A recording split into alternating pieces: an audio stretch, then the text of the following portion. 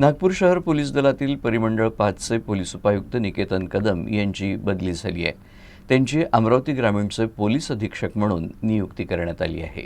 2019 बॅचचे IPS अधिकारी निकेतन कदम यांनी आपले शिक्षण सांगली येथील वालचंद इंजिनिअरिंग कॉलेजमधून पूर्ण केले आहे। पोलीस सेवेत दाखल होण्यापूर्वी त्यांनी तब्बल 2 वर्षे TCS मध्ये काम केलं। त्यानंतर 2019 मध्ये त्यांनी भारतीय पोलीस सेवेची परीक्षा उत्तीर्ण करत IPS अधिकारी होण्याचा मान मिळवला।